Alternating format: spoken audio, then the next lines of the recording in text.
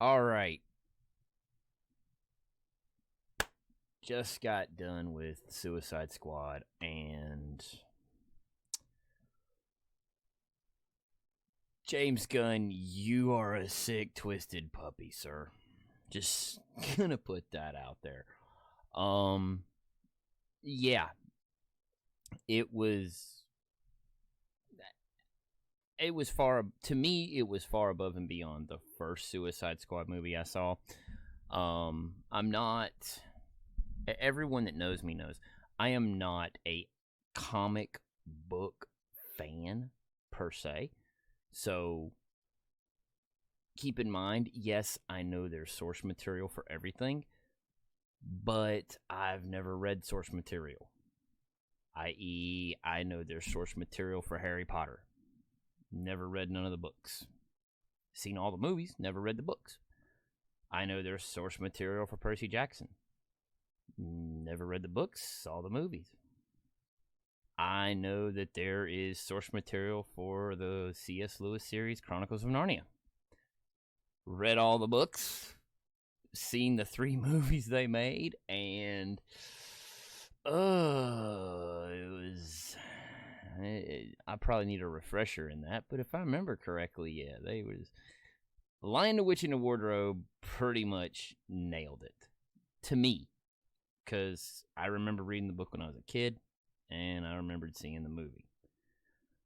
So yeah, I was able to draw some comparisons. So yes, I do know that source material does exist. Now, take that with a grain of salt, because we're going to take the source material and we're going to put it over here.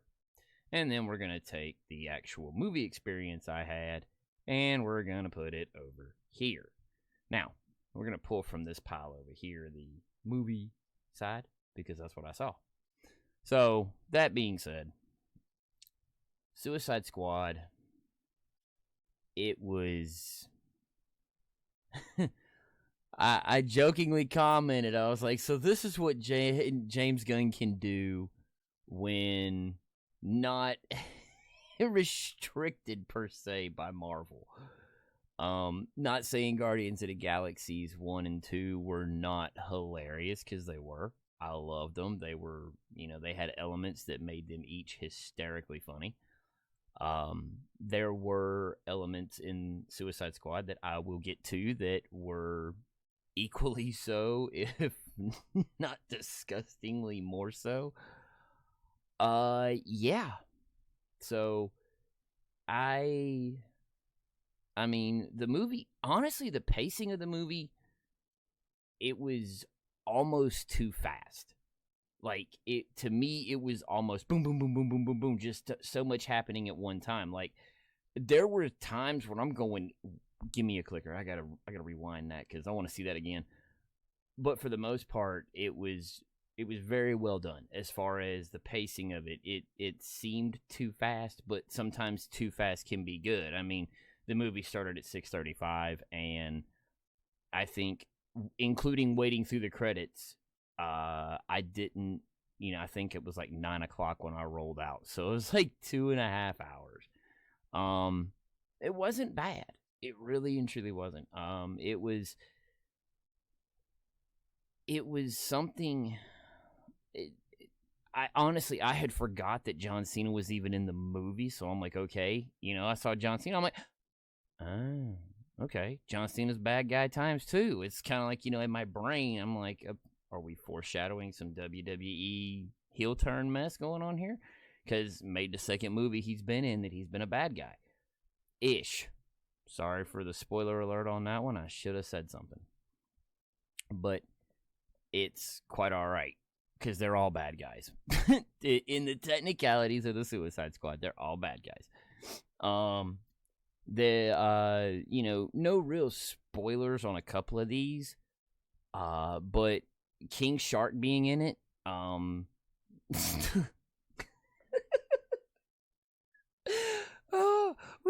when King Shark sits there and holds up his hand and he goes, hand. I'm sorry, man. Stallone killed it, man. Stallone did with King Shark what Vin Diesel did with Groot. I mean, to me, King Shark for the most part stole the show. It's like you gravitated toward King Shark because it was honestly a toss up for me between King Shark and Harley. It's like I love Harley. Margot Robbie just she stepped up to the plate. She called her shot and she just crushed that deal. I mean, it gone at the stadium. I don't even think the ball's landed yet because she did an outstanding job as Harley Quinn. Um, John Cena as Peacemaker, the the veritable pissing contest that takes place between his character Peacemaker and Idris Elba's Bloodsport. Man, I'm telling you, it's like if James Gunn would have thrown a killed counter on either side of the screen and been like Peacemaker over here and Bloodsport over here, I gotta be honest, I wouldn't have even been surprised. If anything, I would have smiled. So yeah, that would have been really cool to see the kill count between the two because they were truly having the ultimate pissing contest about who's the better shot because they basically are the same thing, you know.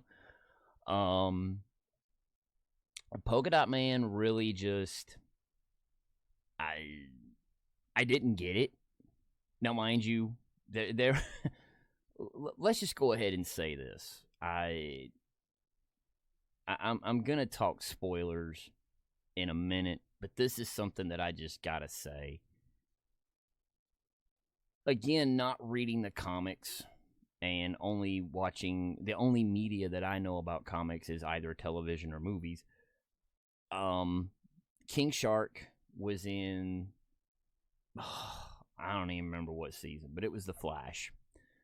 And it wasn't he wasn't his goofy self. I mean, he was like homicidal, straight up trying to kill everybody. I mean, and then you had the Thinker, who he was like the big bad from a couple of seasons ago. That was kind of interesting that they had what I would perceive as two Flash villains in the Suicide Squad movie. Then you have reference to Star Labs. Now, mind you, this is the way it's been laid out, and through some of the dialogue that's been said, this movie really should have been, you know, it really canonically it follows the Snyder Cut of Justice League. People can say what they want to. I have yet to see Snyder Cut of Justice League. I really need to carve out time and just sit down and watch that because I really want to give I want to give it a fair shake, and being able to see the director's true vision is something that I personally need to do. Plus, Batfleck did all right. He was okay as Batman. If they wanted to continue on with Ben Affleck as Batman, I would be far more okay with that than I am Mr. Twinkly Skin from Twilight. I'm really hoping, crossing my fingers, that the Batman. I'm already cringe. I'm already cringing about it. I can't. It's making my skin crawl.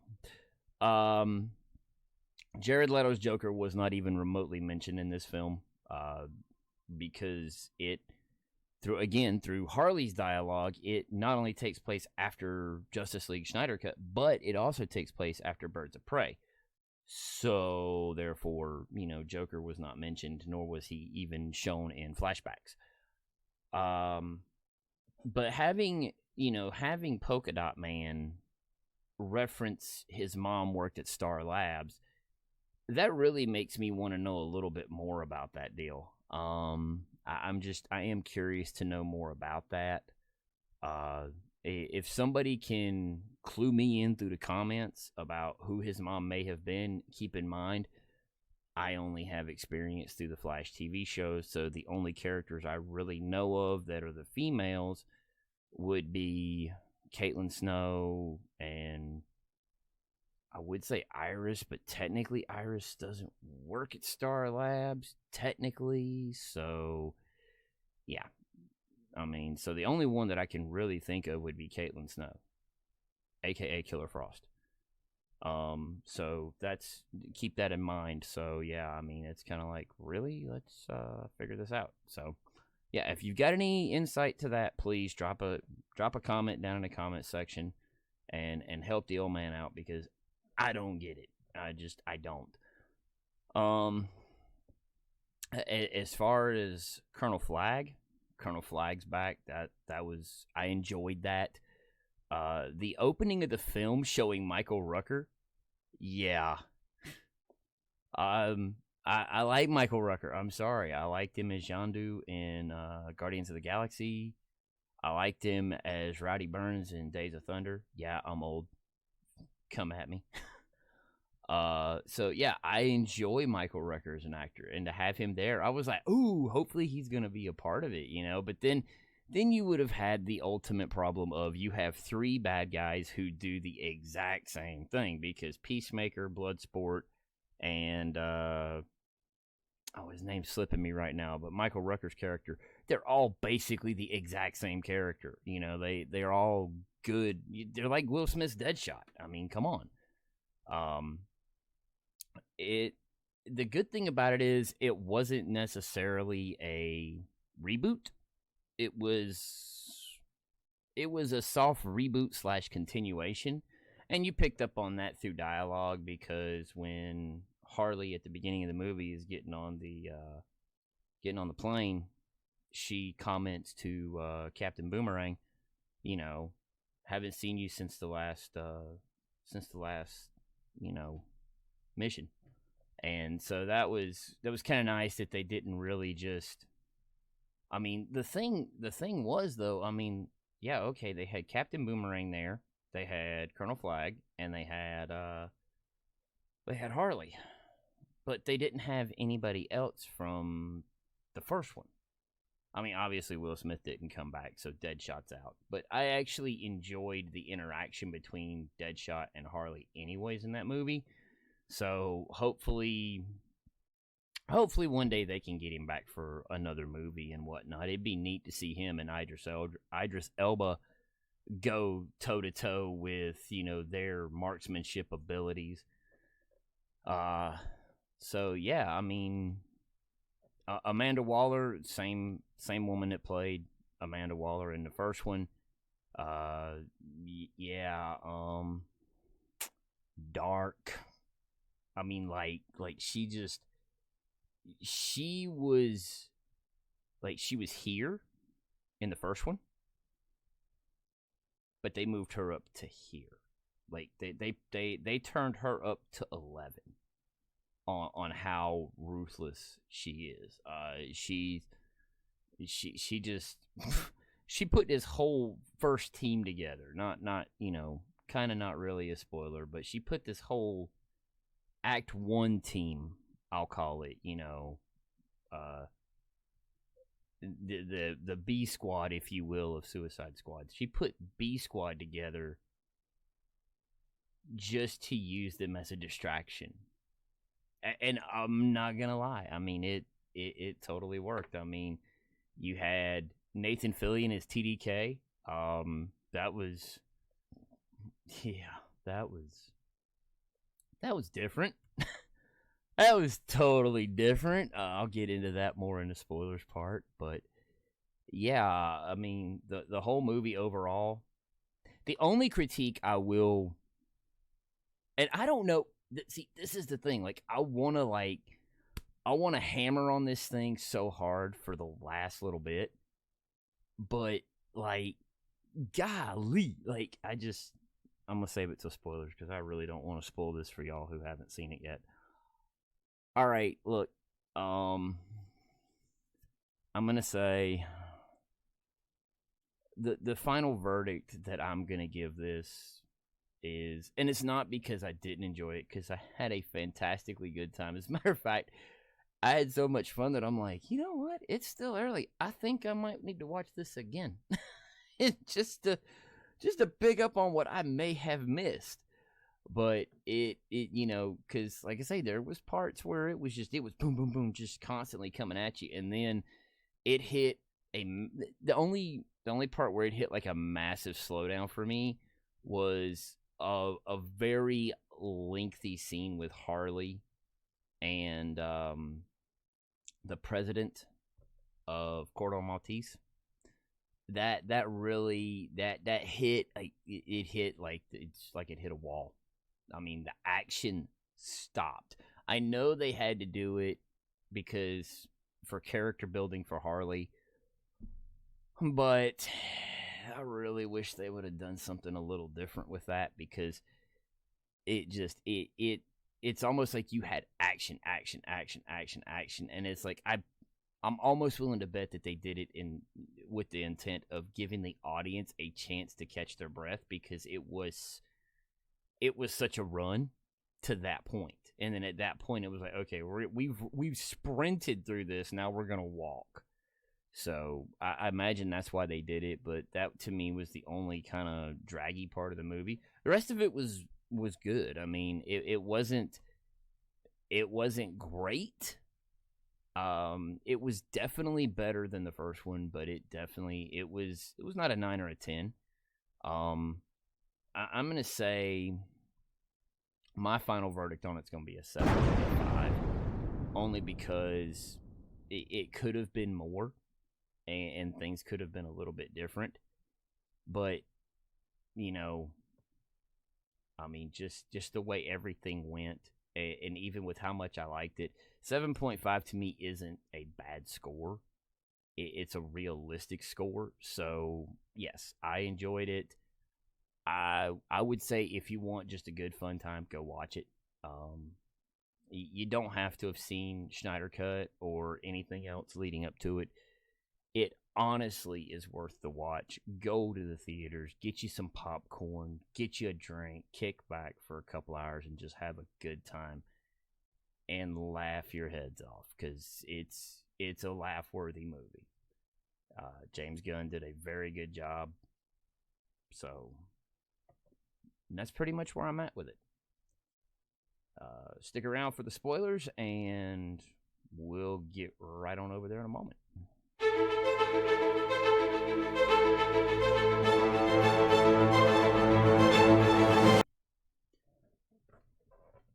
All right, welcome to the spoilers. Right out of the gate, I'm gonna try to go in order of operations here. At the very beginning, when we are introduced to B Squad, as I will call them,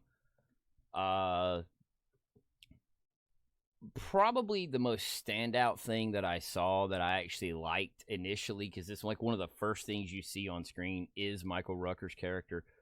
And the fact that he actually, he's just got this little rubber ball and he's just bouncing it.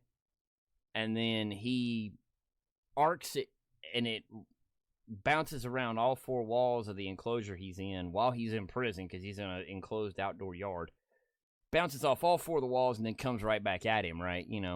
That was pretty good trajectory there. And then, he goes on and sees a bird, and then he ricochets the ball around, the ball kills the bird, and then rolls back over to him, and he wipes the blood on his pants. That's when Waller shows up, and, she tells him, coming with us, because, we got a job for you and everything. And then that's when he starts to meet his team. And then they're all getting on the Osprey, and everybody's kind of doing introductions and everything. And the first thing that caught my attention was friggin' the Weasel. Now, the Weasel was, that was just something. It really was something else. The first thought that came to my mind was, a bigger Rocket Raccoon. I mean, yes, I did a lot of drawing of parallels between Guardians and this, so what can I say? And then I sit there, and as I'm watching the movie unfold, then we get to the character TDK. Now, TDK is the detachable kid. And the detachable kid, while an interesting name, TDK, it's a little bit later on in the first beginning of the film that you find out what his ability actually is. I mean, of course, Captain Boomerang's there, Flag's there. Harley shows up late. She says she had to go number 2. So yeah, I was like, thanks for sharing. Appreciate that. But then you're talking in the middle of the firefight, TDK is given the word, and he just does his thing, the detachable kid. Now, I like Nathan Fillion. I really do. He was great in the movie Serenity. He was excellent in Firefly. You know, he made a cameo in Big Bang Theory. He's done other things. But, yes, I thoroughly enjoyed Nathan Fillion. But for him, when he did, yo, I'm not even fronting. I'm in the theaters, and as soon as he does his deal, my only response is, what the like, really? Well, what he does is, imagine, and God, I wish I had one because I would totally show you. What he does is the old school, like, He-Man figure. You could pop the arms off and whatnot. Yeah. Like, his arms popped off, and then they started floating through the air towards the bad guy.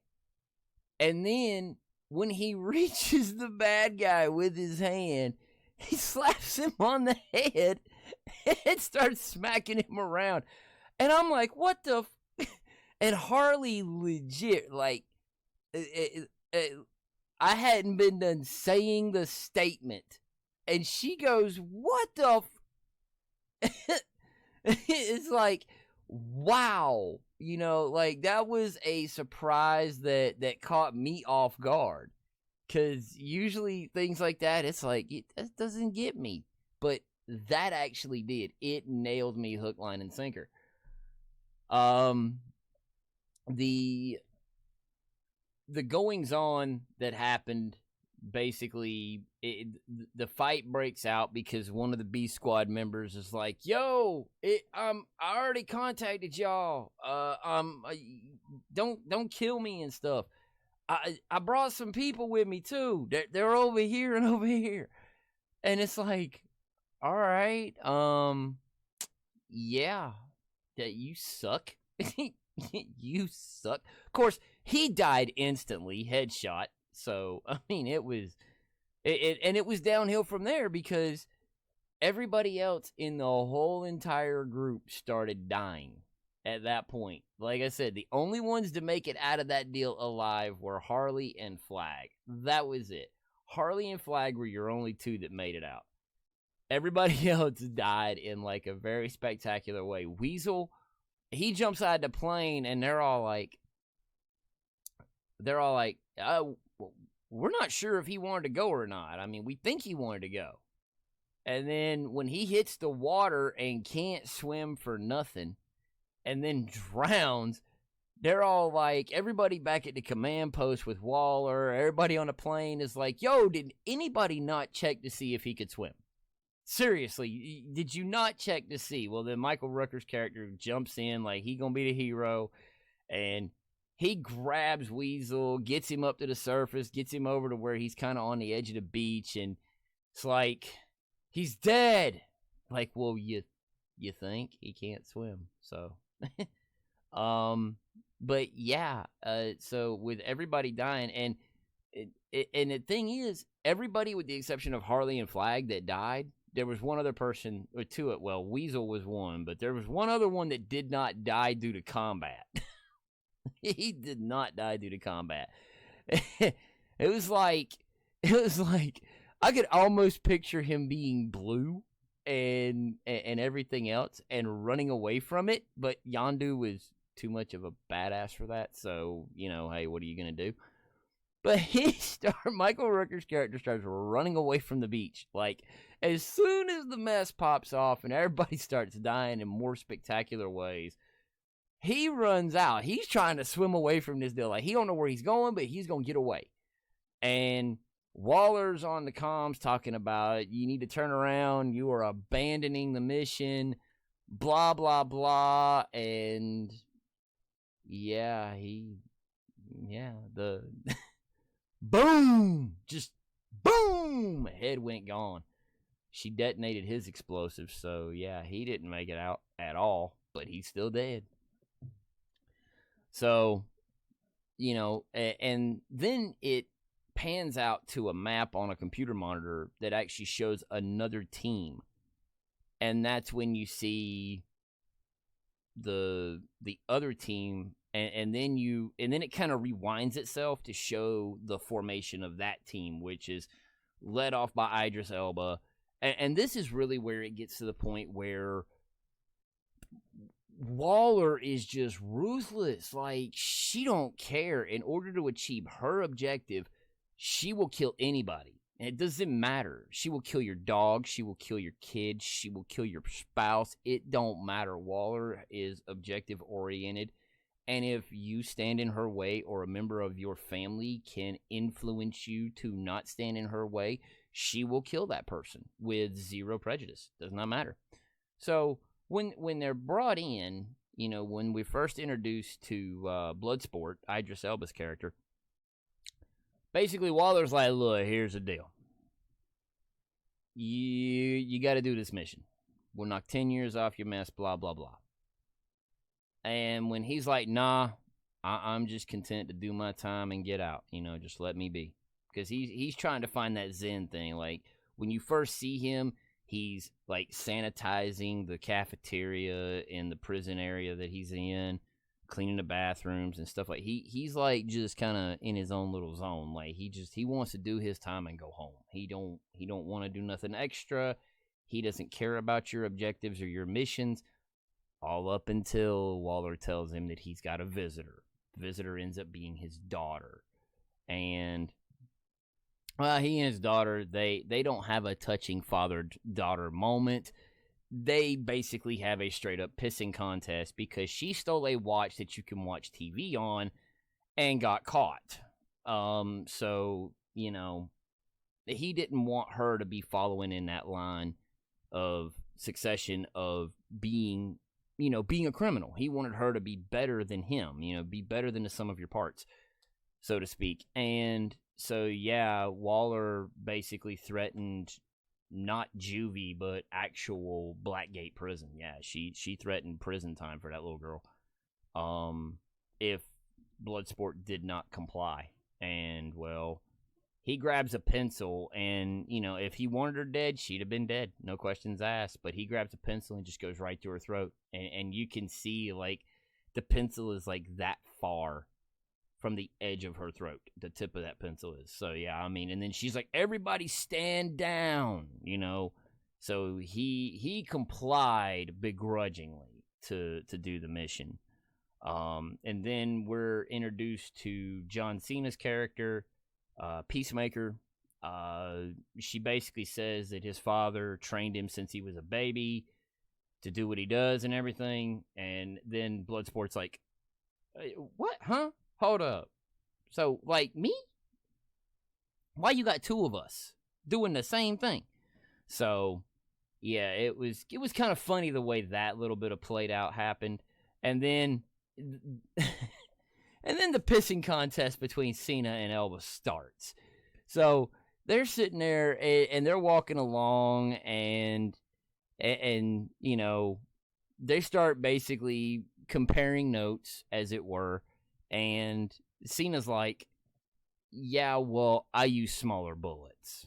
Like, the bullets I shoot would go through the hole of the bullet you shot and not even touch the sides. Like they're just braggadocious as I don't know what.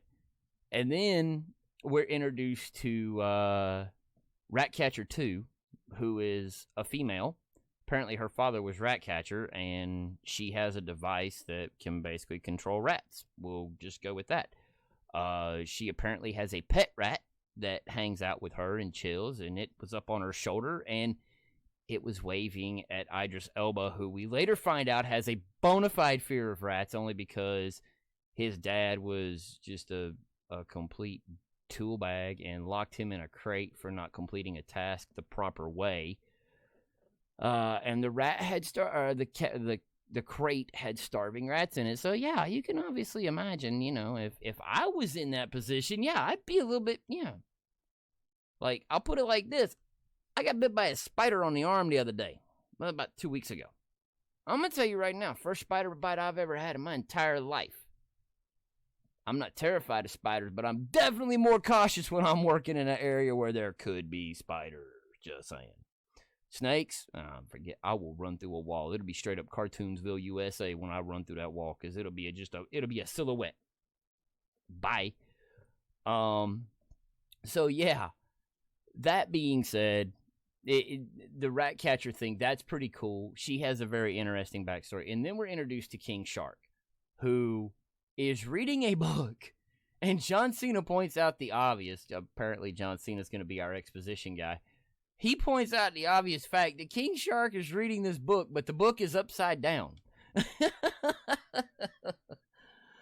Oh, man. And we're introduced to Polka Dot Man. And this is all after the initial title card for all the superheroes, well, the supervillains, the Suicide Squad, B Squad, that was shown in the beginning. So, obviously, it showed the Flags and everybody else in that first group of everybody that died, with the exception of 2.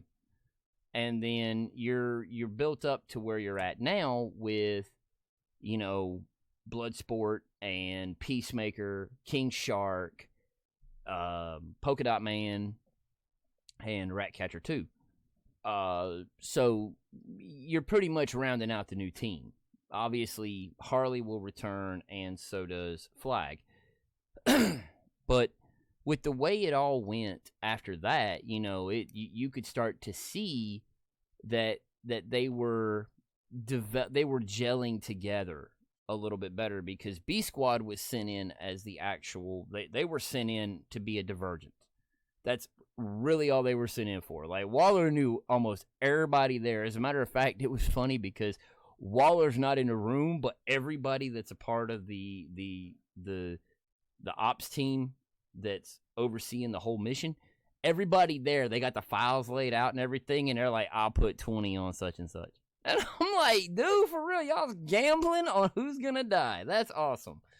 So, obviously, Harley's name was not mentioned to the best of my recollection, and neither was Flag. Neither one of those two's names was mentioned. Everybody else's name was kind of up for grabs. So, then it shows them, they're fixing to make camp. And because they've already cleared the beach, they're good to go.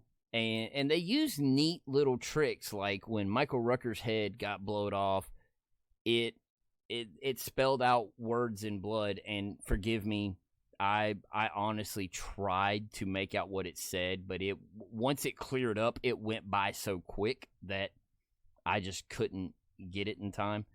But then it had, like, I think they were rats on the beach when Team 2 met, when the actual Suicide Squad, when Squad A got on the beach, I think it was rats that formed out the word now, basically letting you know that we're back to present time. So the way they did all that was kind of neat with the different play on things. I thoroughly enjoyed that little aspect of it, because it wasn't just rats or anything. It was like they used the blood for one, they used the rats for another, they used fire. I mean, it was just all kinds of cool stuff the way they did it to give you a little title card here and there. And yeah, I honestly thought that was a nice little added touch, because that all had to be CGI. I mean, that was done, that took time, so give them props for that. But then as they're laying there, as everybody is hanging out, chilling, getting ready to crash down for the night, they're all yakking about what they need to do and what they're going to do the next day as far as getting into the main town. And then they finally all go to sleep. Well, Bloodsport wakes up because he just senses it. And King Shark, bless his heart, I mean, I can feel him. I really can feel him, because, a little side story for y'all. Friday night, I went to a place that I've never been to before. And I'm a foodie. I like food. All right? to put this in perspective, this place serves fried chicken, they serve fish, they serve barbecue sandwiches, Eastern North Carolina barbecue, just letting you know, and they serve shrimp, and they serve other stuff. But the main ones were the ones that I laid eyes on. I got my eyes on the shrimp, the fish, the barbecue sandwich, and the fried chicken. I had a leg and a thigh of fried chicken. Now, to put this in perspective, I'm not a fried chicken type cat. I haven't made fried chicken a steady source of my diet in a long time. It's hard to find people that know how to cook fried chicken right. Not even Bojangles can do it. I'm sorry. Bojangles, I like their chicken tenders, but they cannot do fried chicken. So I sat there and had that. I had the barbecue sandwich, and I had a fish plate with macaroni and cheese and mashed potatoes and gravy. And then I followed it up with a dessert, and then I turned around and followed it up with some fried shrimp. Yes, sir, the fried shrimp was off the chain. So, I get it. I get King Shark was hungry. He picked up Ratcatcher 2 and had her head, she was stiff as a board, had her head like right inside his mouth, just fixing to chomp down. And then Bloodsport just starts shooting him to get him to put her down. John Cena wakes up. He comes to the party with his gun, minus clothes except for whitey tighties. And I'm just sitting there looking at this going, why? Y'all's in the middle of the woods, ain't nobody brought a tent, and you gonna be out here sleeping half naked. Really? And Bloodsport, he shared my sentiment on that whole deal. He's like, hey, man, why are you wearing whitey tighties? Like, why are you not dressed? And so that was kind of funny the way that happened. So, yes, I understand King Shark was hungry, you know what I mean? But then, it built character development between him and Ratcatcher. She said, can we be friends? Would you eat your friends if we were friends? And he goes, no, I wouldn't eat my friends. Now, mind you, this is all in Stallone's voice, so it's, it's got some comedy validation there because it's Stallone's voice with a giant CGI shark.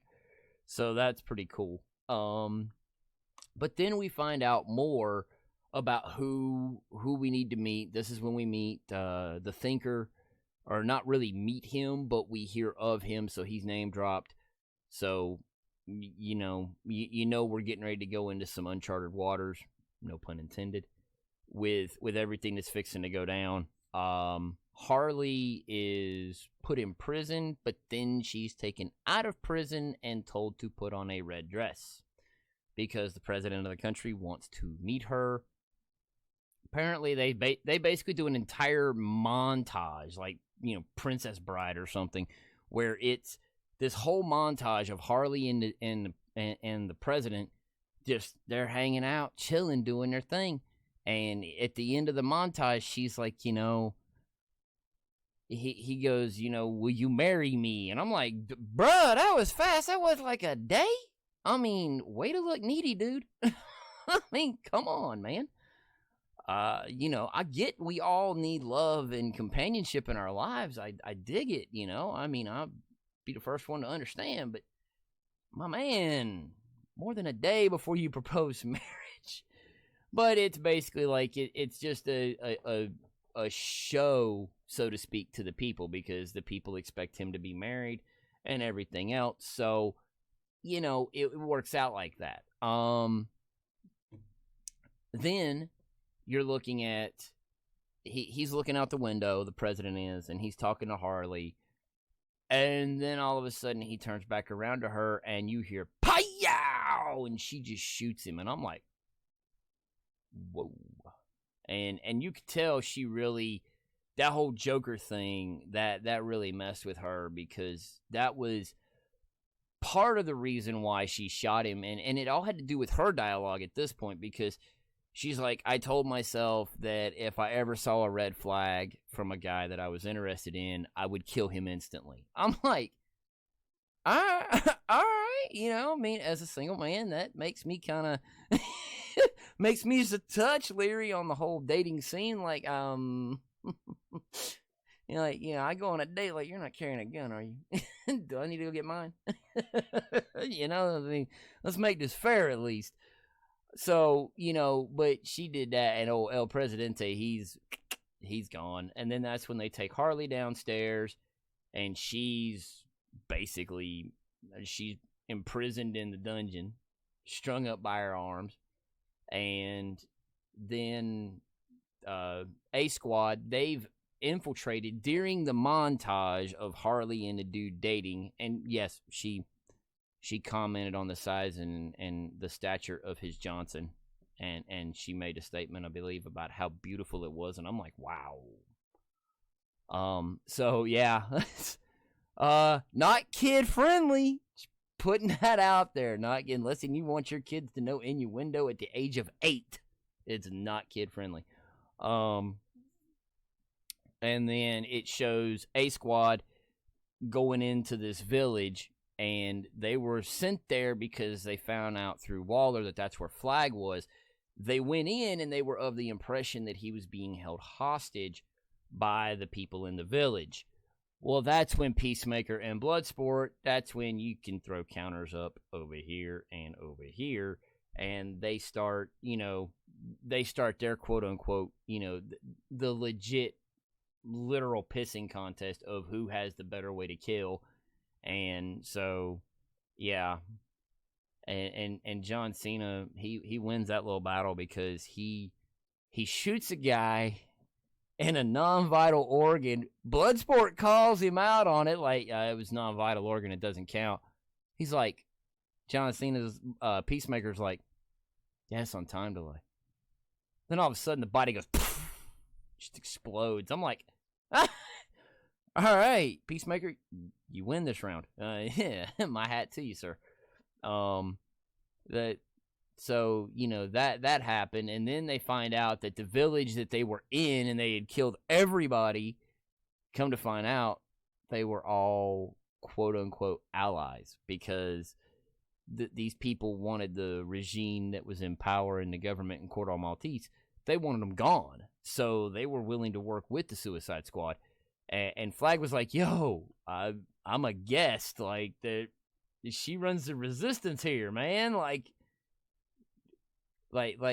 So why did none of my people warn me that you were coming?" He's like, "We didn't see nobody." They go outside and everybody's laid out on the ground, like they're all dead. And I'm like,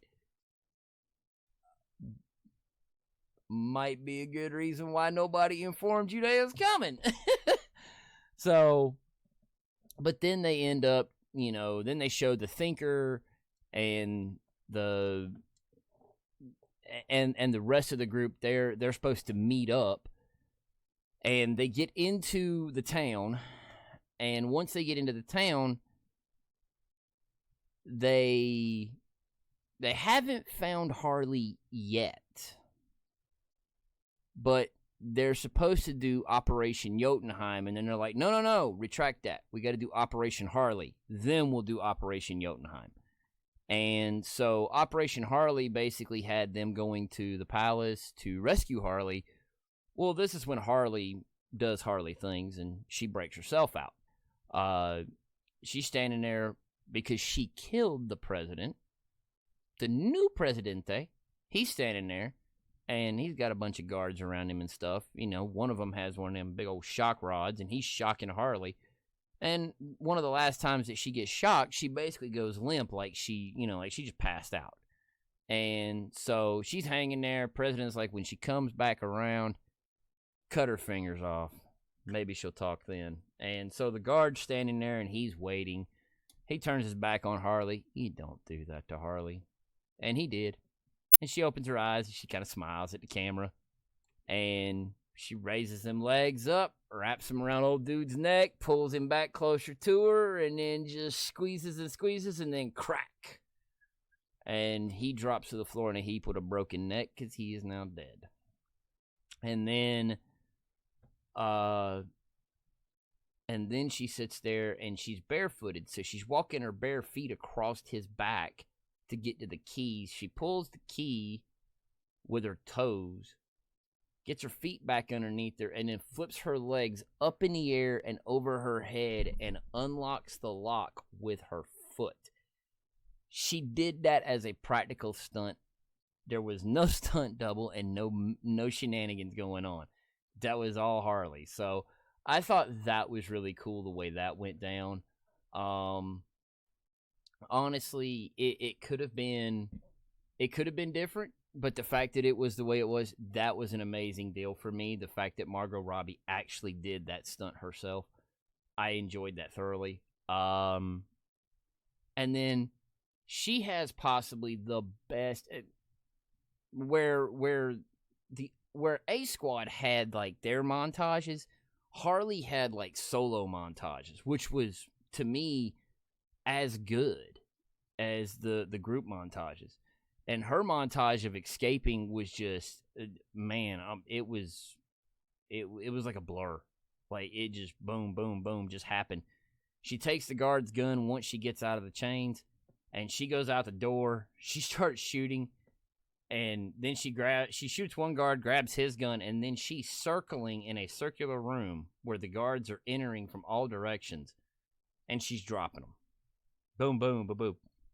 And then she goes out of that into a cell area where there's like prison cells, and she's slamming the doors on people, you know, breaking people's necks through the bars. I mean, just going ham. And then back at the beginning, he wasn't a long-lived character because he was a part of B Squad, so he died. But before he died out completely, he passed along his javelin. I think he was called Javelin Man, if I'm not mistaken. But he passed along his javelin, and as he's telling Harley what to do with it and everything, how he wanted her to have it, then he dies, and she's slapping him in the face like, what am I supposed to do with this? You know? So I thought that was funny, and sorry for going back on that, but it's part of where we're at now, because she then sees the javelin leaned up against the wall. She grabs it, and instead of it being blood splatters, it's like bursts of flowers from behind her. Like, yeah, it was burst of flowers. I don't know what to say. And then after she escapes, she's getting in a cab, and then she sees Flag and everybody crossing the street. So she gets out of the cab and she walks up, and Bloodsport, he's on his way up the wall, like, you know, Batman. And she sits there and she looks at Flag and she goes, "What are y'all doing?" And Flag's like, "We're here to rescue you." And she's like, "Aw, you want me to go back inside and wait?" It's like, "No, we're good. Let's go."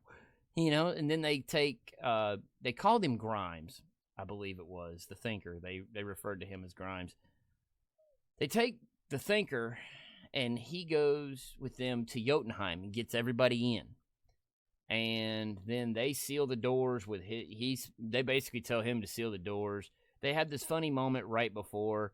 It's like, if you try to run, you die. If you try to alert anyone, you die. Harley had the best line out of the whole group. "If you cough without covering your mouth, you die." I was like, yes! Yes! Get him! So that was truly the funniest bit. That was the funniest gag. And Flag's like, "Oh, them other ones, they're not a part." Well, that doesn't give you excuses to not cover your mouth when you cough. I'm like, dude, Harley just said, let that one be a part of it, yo. And then, you know, after they're inside, Thinker takes them downstairs to where Project Starfish is located, and half the group goes downstairs. The other half of the group starts to set explosives all around the place, going floor by floor, going up in the air. And then you get downstairs and you find out. Now, there was some exposition early on, but the bigger bulk of the exposition came during this part where it was explained that earlier on, it was explained that as the starfish, and that's actually what it is an alien starfish. As the starfish had its babies, the babies latched onto the faces like face huggers from Alien.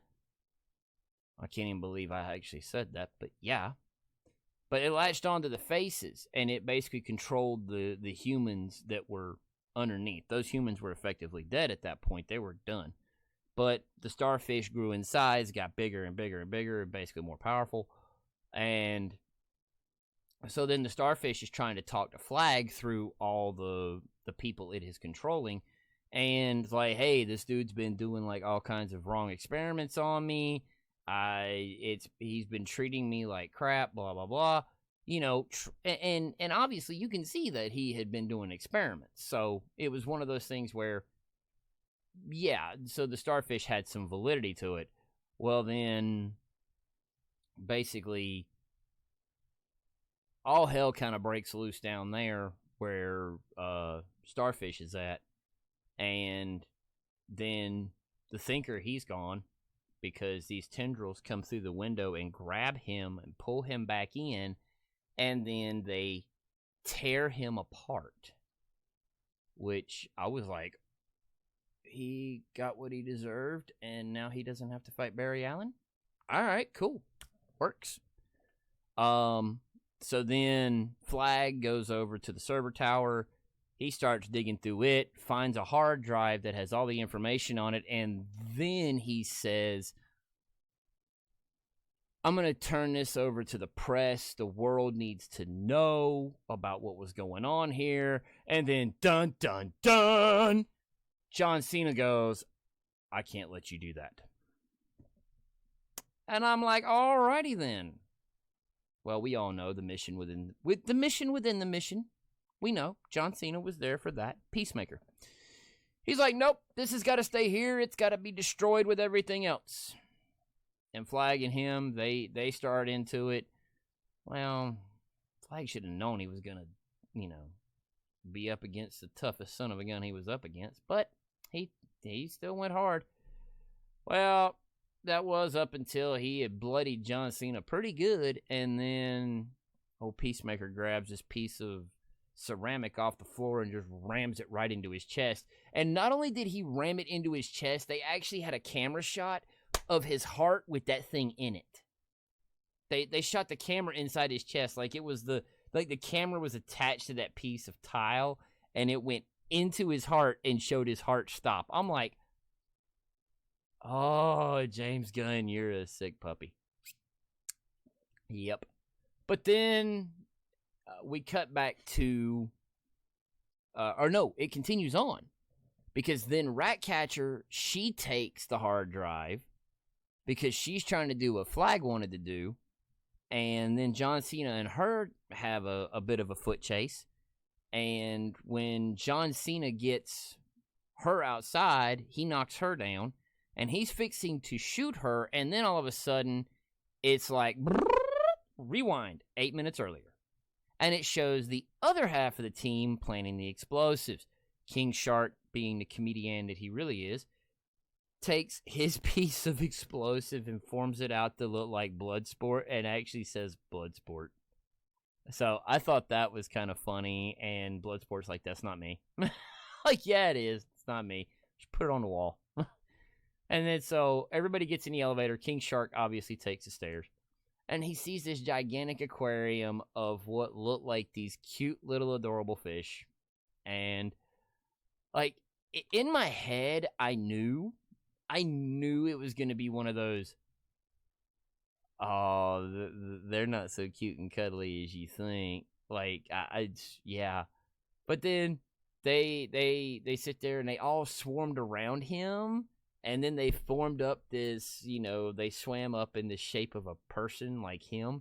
And so then he's like, friends. And he's, all happy. Well, then, as the rest of the team is involved in planning the rest of the explosive while King Shark is off dancing with his new friends, then all of a sudden, it breaks loose even more because Polka Dot Man, trying to save everybody, ends up expelling the polka dots to kill some of the guards. And as he does this, ends up inadvertently hitting one of the explosives, which caused the chain reaction and the building started to collapse. Well, bless his heart, King Shark was right there in that room, and when everything went to hell in a handbasket, he falls through the floor, the water falls through the floor, the little fishes fall through the floor, and you're thinking, oh, he's going to have friends. This is going to be, nuh-uh, no. Them little things started to try to eat King Shark, man. They was trying to kill my guy. And so, yeah, them little boogers was violent, man. He survives it, obviously. But that's because King Shark's tough. But then the rest of the facility starts to fall. As it starts to fall and collapse, King Shark falls outside through a window that had been broken open by the building partially collapsing.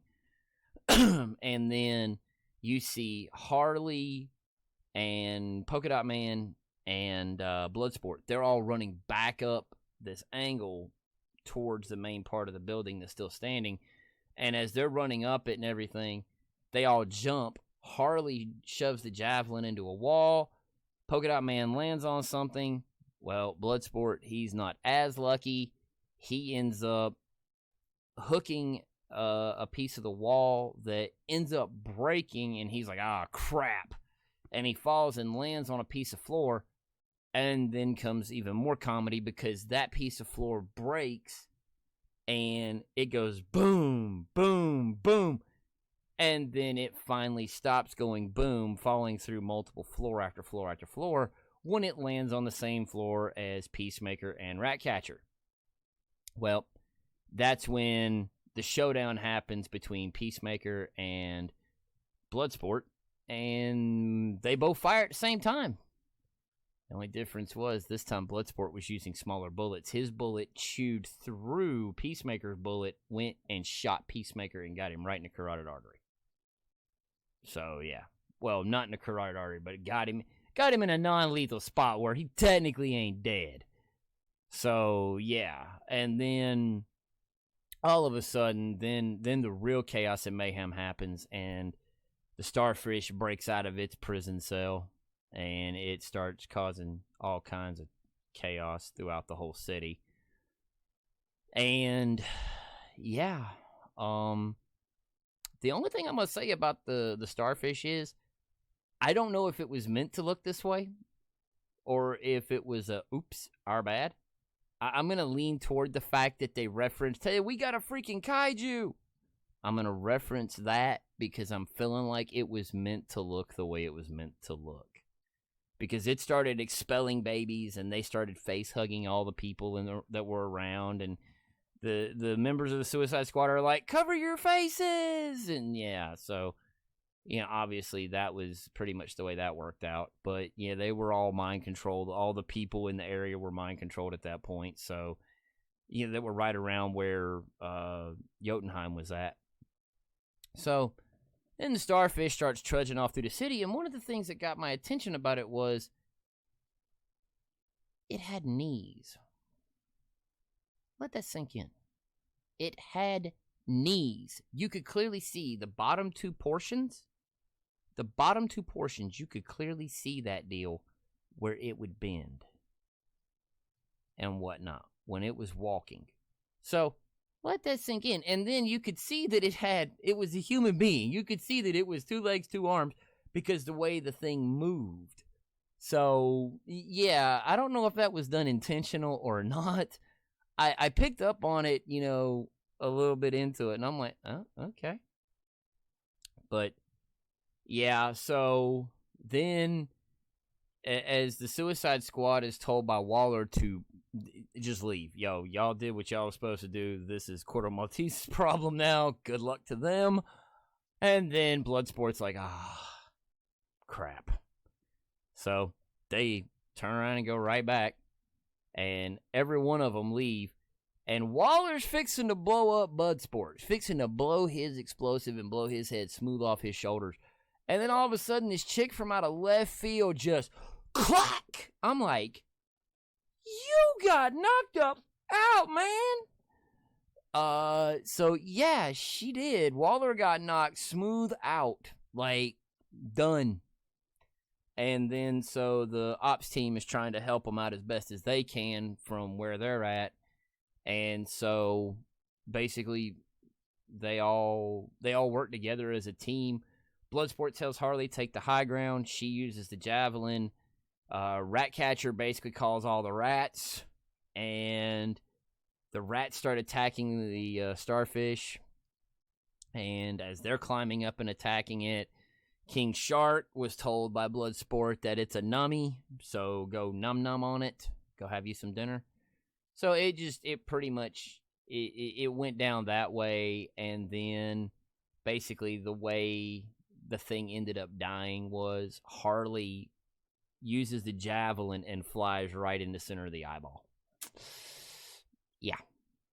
It was kind of interesting and kind of creepy. I'm not going to lie. As soon as she went through the lens of the eyeball and into the juices, I was a little creeped out. I'm like, oh, that's gross. So, anyhow, yeah. It pretty much ends with Bloodsport basically blackmailing Waller, saying, look, we all go free, and this evidence never sees the light of day, or you can put us back in prison, and this evidence will see the light of day. Basically is how that went down, because he uploaded it to a private server. So, yeah, that kind of worked in their favor. So, apparently they're all free. How that's going to set up for a third one, I don't really know. We're going to have to wait and see. It'll be very interesting how they pull it off. The mid-credit scene, apparently, our good friend is not dead. Apparently, he's not the Weasel. He didn't die somehow, some way, somehow. He's gonna be like the Corto Maltese version of the Chupacabra. Apparently, gonna be eating people. So he's not dead. Surprisingly, I don't know what the purpose in keeping him around is, but okay, yeah, why not? And then the post-credit scene shows I forget her name, the blonde from Waller's Intel group, and the guy in the glasses. I forget him too. But it shows both of them going to a room where it's in a hospital, and then we find out that it's Peacemaker laying in a hospital bed. He's not dead. And then the nurse is like, or the doctor is like, what do you need him for? And the blonde goes, we need him to save the effing world. So apparently that's a setup to lead into the Peacemaker series that's going to be coming out. Apparently that was all written by James Gunn as well. So it should be fairly entertaining, and John Cena's got a little bit more TV and movie work to do, so there you go. Again, rating still stands at a 7.5. I hope you enjoyed this. I enjoyed bringing it to you.